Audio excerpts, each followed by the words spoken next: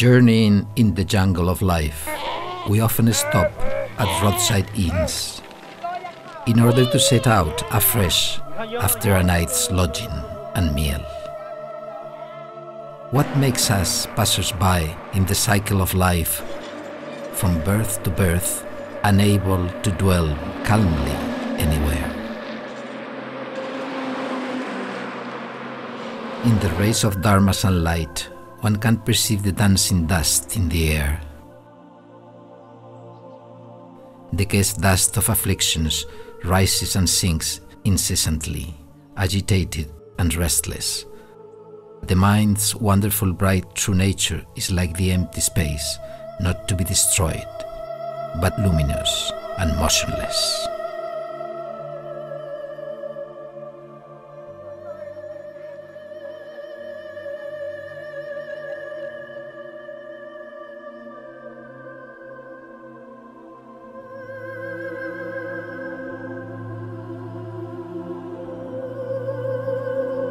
The ancient Wenshui pagoda is riddled with bullet holes fired during the Japanese invasion. The pagoda reflects the vicissitudes of passing years and symbolizes the perpetuation of Buddha's Dharma.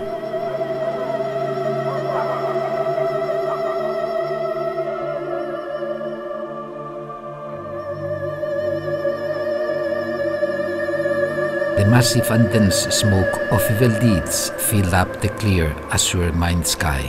The guest dust of afflictions thickens and clots together, producing knowledge, sensation, thought, and action. The more we dwell on it, the heavier and thicker the mind's dust. We should detach from it constantly, in every minute, every second, and every thought. The wandering Dhutanga monks do not dwell long or linger at any place.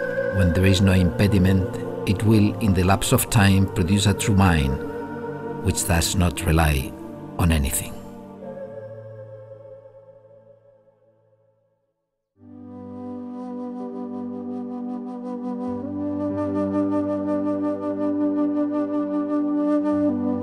Usually, after walking 20 kilometers, a suitable place for spending the night will appear. Therefore, the daily distance traveled by the monks is approximately 20 kilometers. The abbot would then select an appropriate site for lodging. In the Dhutanga practices, there are 4 categories related to lodging: dwelling in the arena, dwelling in a graveyard, dwelling under a tree, dwelling in the open air. There is also one vigorous Dhutanga, which is the practice of sitting without lying down. The path of purification also lists any bed user's practice as a type of lodging.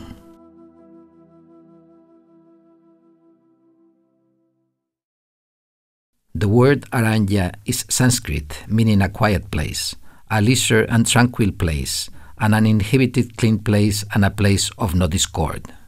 Staying in aranya can produce countless merits and is praised by Buddhas in 10 directions. When the world-honored one first turned the Dharma wheel for the sake of the 5 bhikkhus, the 5 bhikkhus asked, "What types of lodging and bedding should we use?" The Buddha replied, "You may dwell in aranya, under a tree, in abandoned empty houses, valleys, caves, in the open air, on grassland, in the forest, in the graveyard, or by the waterside, to lay out grasses and leaves as you are bedding."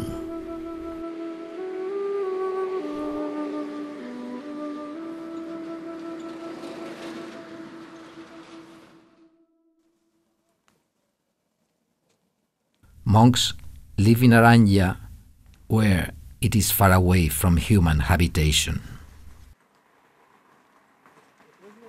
An aranya is a remote place where it is at least 2 miles apart from any village. The path of purification says, starting from the boundary of a village, an aranya must have a distance of at least 3,000 feet. Boundary is defined as one crossa. During the Qing dynasty, one krosa equal to 5 lis, the equivalent of approximately 2 kilometers in today's measurements. The 4 divisions of Vinaya defines one krosa as the distance traveled by one drum beat. Due to differences in size and material, the range of sound varies. However, even the best drum could reach no more than 2 kilometers. Thus, a quiet site removed from any village and cannot be reached by the sound of drums may be called an aranya. Its distance from human habitation should be over 2 kilometers. The Buddha often praised the benefits of living in aranya. Some Vinaya rules were formulated accordingly for bhikkhus who dwelt in aranyas. For instance, the precepts only allow bhikkhus to enter villages for alms collection prior to noon. After midday, if matters are not related to the Dharma or in reason of illness, one can no longer enter villages. However, if monks happen to walk through a village during wandering after a high noon time, it is allowable since they have no intention to dwell by the place and are just passing. It is also permitted to stay near a village for the night and depart the next morning. Villages abound with secular impurities, thus not suitable for monks to dwell. Monks should cultivate at a place away from any settlements, thus free from defilements, pure and clean, cultivate the path with virtue and lofty qualities. They would dwell happily in the mountains and forests, but not among men, speaking with none and with downcast eyes. Whether sitting, rising, or walking, their mind is focused on the Dharma. Often, they would travel far and wide to distant countries to disseminate their teachings.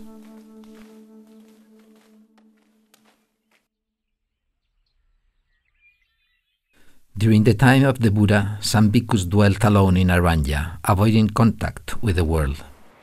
Weary of the 5 desires, they pursued renunciation single-mindedly and transformed living beings by the merit and virtue they cultivated. Some bhikkhus lived as a community in sublime abodes, educating and instructing the mass. During spring and autumn, they would roam around to spread the words of the Buddha. When Buddhism reached China, the worthy masters and eminent monks also chose to build monasteries in quiet and secluded places to benefit cultivation. The word aranya has since become a synonymous name for monastery. When bhikkhus dwell among the crowd, even if they practice diligently, all the Buddhas would become concerned and worried. When bhikkhus dwell in the mountains and woods, even if they just lie down in repose, all the Buddhas would be glad.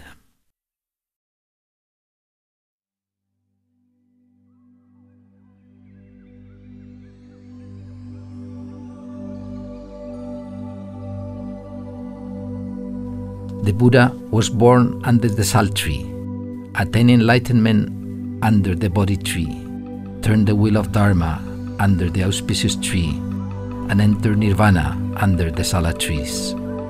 The birth, enlightenment, preaching, and passing of the Buddha were all under trees. Sitting under a tree entails great Dharma benefits. Not only Sakyamuni Buddha, but also all the Buddhas had attained enlightenment by sitting under a tree.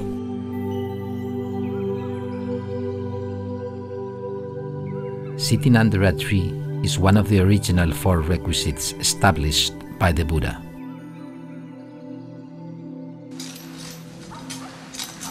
Witnessing leaves changing colors and falling on the ground reminds one of impermanence. The 4 requisites that can foster the ideal personality of a sage and are capable of leading the path to the attainment of holy fruits and to liberation. From years of wandering experiences, they know that if they enter secular households to seek out shelter, field, or haystacks, they may fail to succeed.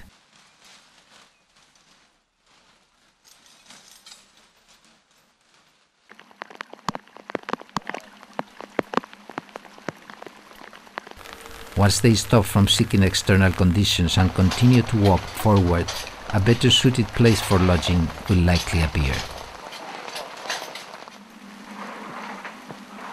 Therefore, even in rain, they do not seek shelters from residential houses, factories, mines, or any other covered structures, not even eaves, to cut off the mind from seeking and longing.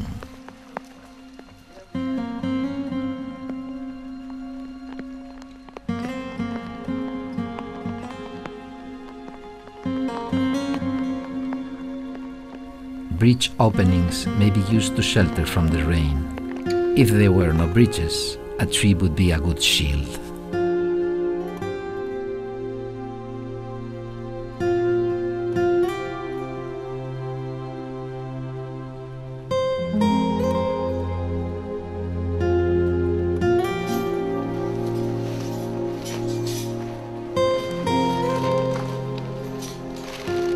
Plastic bags may be used for sleeping during the rain. After arriving in the woods, monks begin to unfold their plastic bags and put in their string beds and sleeping bags to lie in.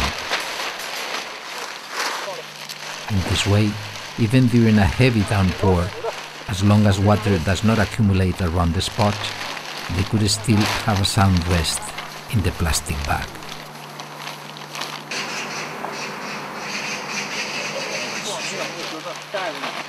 Use small plastic bags to protect their backpacks from being drenched and place them by the tree.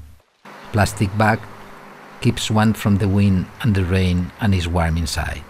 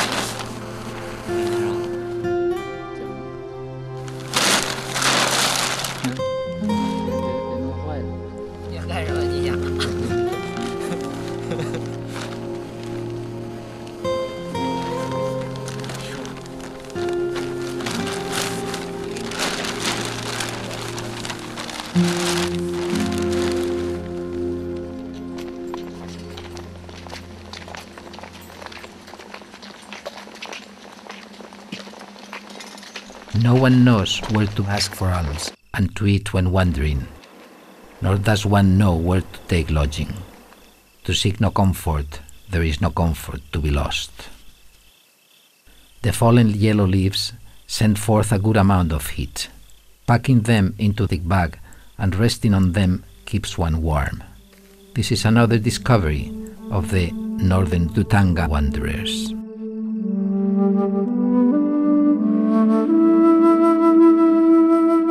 The Buddha speaks, the 42 section says, those who accept the Dharma of the way should renounce all worldly possessions, accept only the right amount of alms food, eat one meal a day at noon, lodge under a tree and desire nothing more. For what makes one foolish and irrational is none other than craving and passion.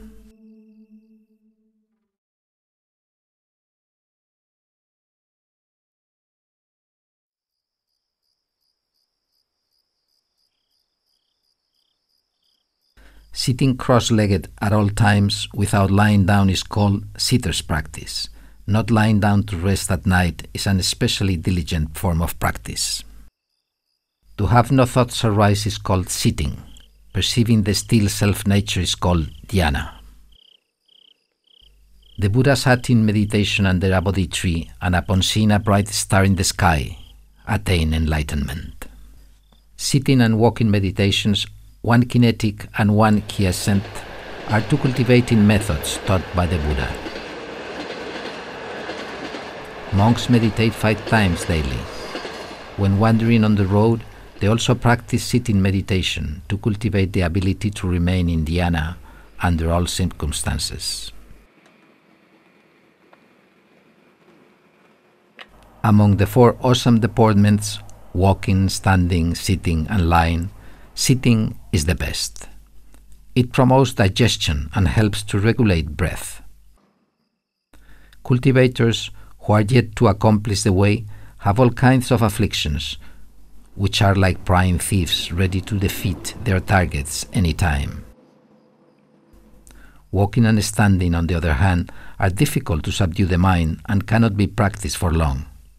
Lying on the bed makes one drowsy and dull. Thus one often practices the method of sitting. Among the different sitting methods, crossing the 2 legs in lotus position is the most stable posture. The Buddhas of the past, present, and future, and all disciples have entered samadhi by sitting in the lotus position. Anyone, whether he is a monk or layman, can practice sitting meditation.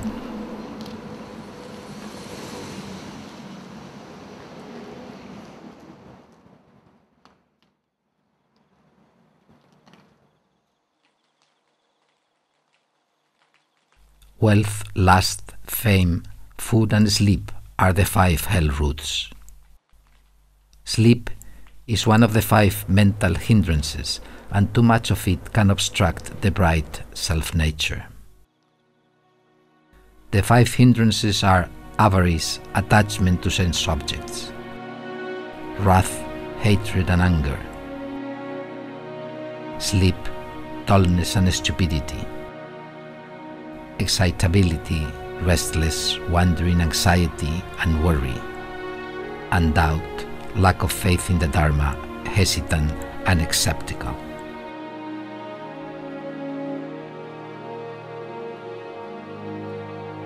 Each year, during the 7-day cultivation periods, monks recite the precepts or Buddha's name continuously for 14 days without stop. This is an effective way for destroying the 5 hindrances. Prescribed by the Buddha, they rest during the middle period of the night from 10 to 2 o'clock next morning, sleeping for 4 hours. While sleeping, they often sit through the night or lie in the lion's posture, maintaining diligent practice. They often stop their wandering journey to rest before the day darkens and start to walk again around 3 o'clock in the morning. Having walked for some distance, they stop to meditate. This will effectively control the amount of sleep and help to prevent slackness and physical outflow. But if you don't renounce your lustful thoughts, you will not be able to get out of the dust. To renounce lust, one must reduce the hours of sleep. This is because an excess of sleep can destroy the purity of mind and concentration.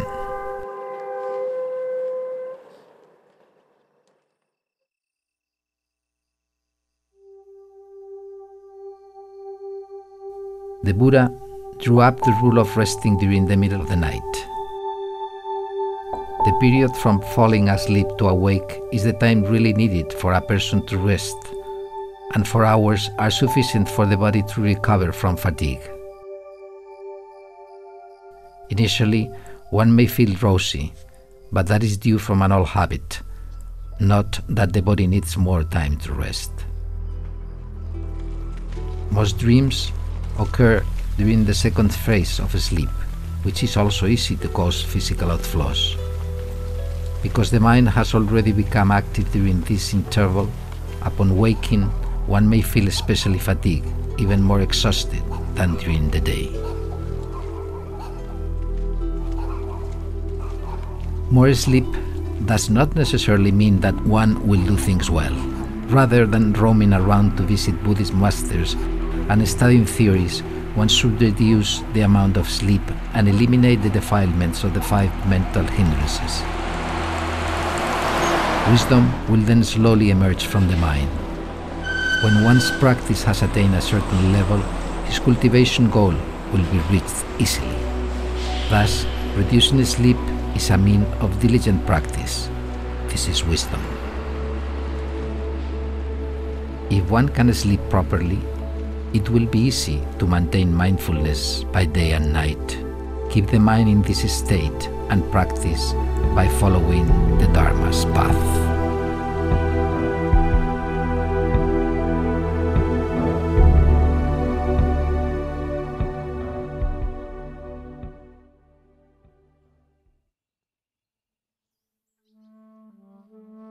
Elder Badrika was a prince of the Sakya clan. After leaving the household life, he often dwelt alone in wild forest and file, sighing, "Oh joy, joy." The Buddha asked him why he sighed so. He replied, "When I lived at home, I was protected by armed guards everywhere, but I still felt fear. Now living alone in Aranya, in a graveyard or under a tree, perfecting the Dhutanga practices, upholding all the precepts, practicing dhyana and vipassana, and enhancing concentration and wisdom, I have cut off all the outflows and become an arhat. When I think of the happiness of renunciation, thus I sigh, oh joy, joy."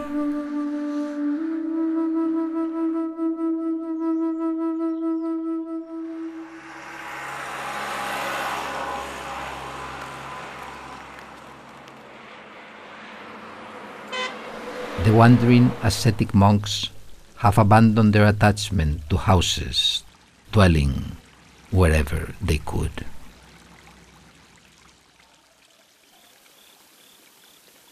By the river,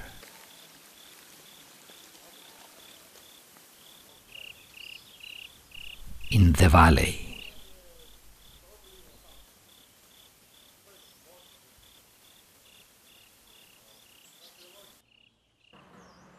or in the open air. Bhikkhus are content to dwell anywhere they could. They do not distinguish between good and bad lodgings and have no thoughts of liking or disliking. They have closed the door of craving and desires and are living the life of modest needs and contentment.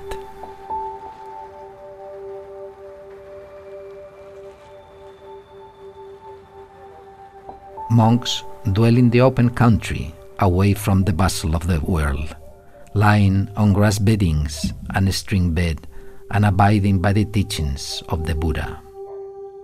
Thus, happy are the Dhutanga monks who dwell wherever they could.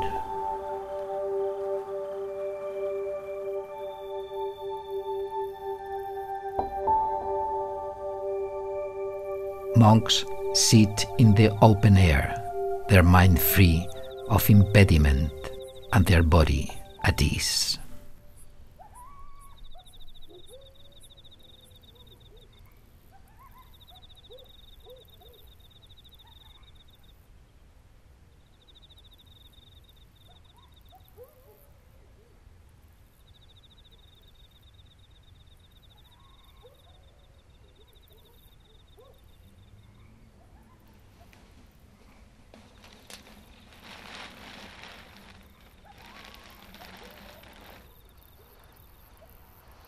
In the quiet of the night, above is the vast dark black dome with twinkling stars and glistening moon.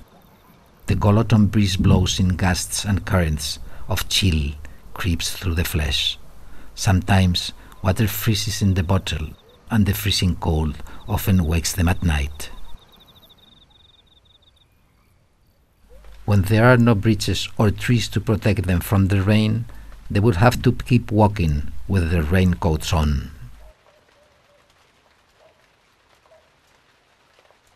During periods of wandering, monks usually keep only one set of robe to cultivate the ability so as to avoid seeking from external conditions. In rainy days, they often have to wear wet robes, shoes, and socks. Though conditions differ inside and outside the monastery, the goal is cultivation. For those who cultivate the Bodhisattva's path, practicing the Dhutangas is their duty.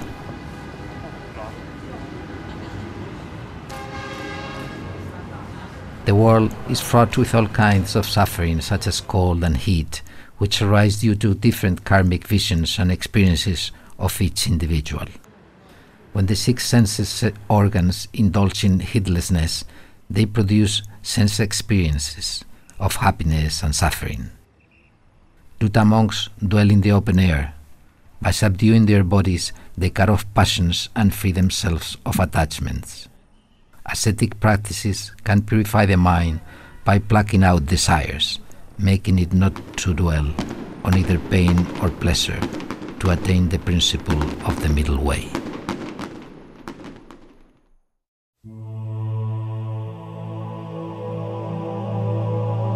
Buddha's monastic disciples often dwell in the graveyard, an important practice which can lead to the ending of all sufferings of birth, aging, disease, and death.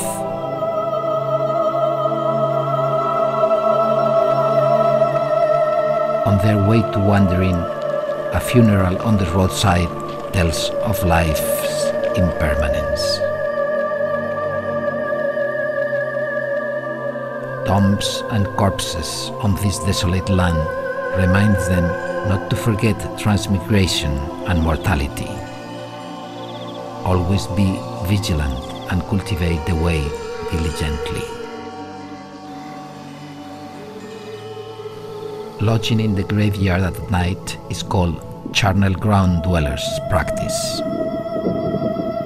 Passing burial places while wandering provides the causes and conditions for bhikkhus to dwell in the graveyard. Humans do not think about death, yet we forget that we are inevitably approaching towards it every moment. Those unconscious bodies just a few feet below the yellow earth had all been alive once in the swirling river of life that rushes forward, like you and me.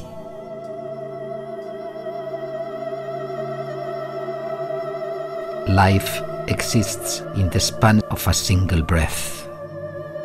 As soon as the last breath is drawn, all protections are of no use, and one could only abide by the law of death. Now, the only thing that can be done is to burn or bury the body. People fear death, yet they choose to ignore birth and purposely produce all kinds of risings. With production, there is extinction.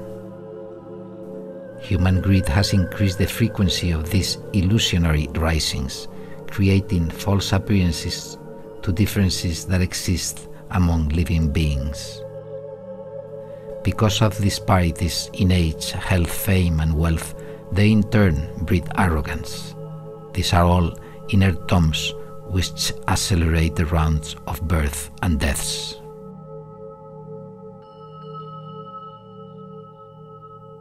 Regardless of age, nationality, and rank, the graveyard is the greatest gathering place for human beings.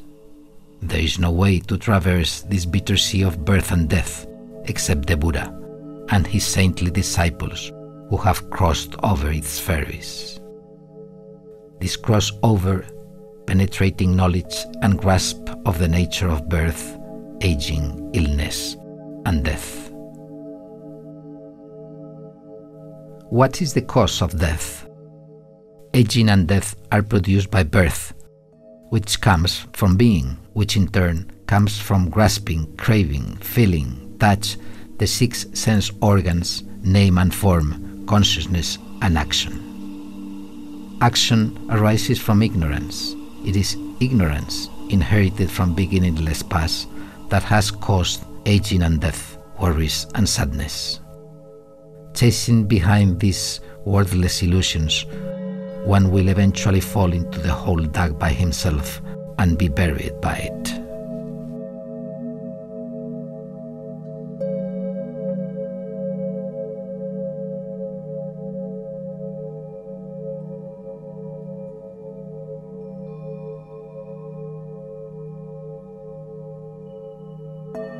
Living by the graves, inside there lays their owners, while bhikkhus dwell outside.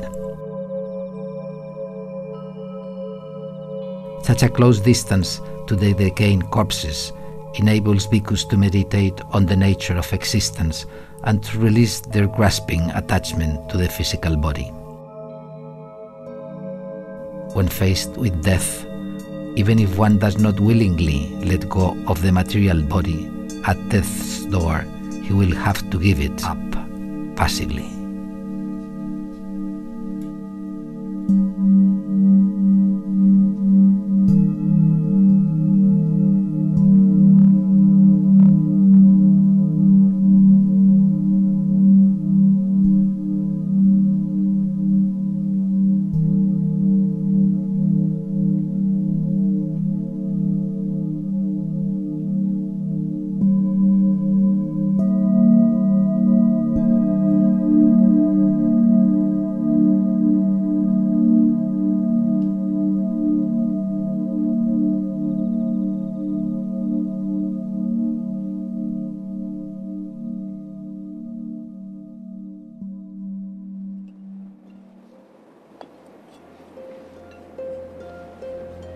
Only the realized practitioners understand how strong and frightening the subtle changes of attachment are, which can only be dug out and eliminated through the practice of the Dhutangas.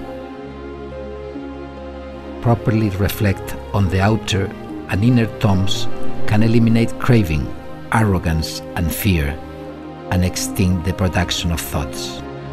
Then death will extinct. The Buddha enjoined this important Dhutanga practice. No matter how absurd it may seem to the secular eyes, the sages who practice and abide by it have attained great achievement along this path, and through the Dhutanga lineage, it will lead a greater number of living beings onto the Dharma boat that ferry across the bitter sea of life and death.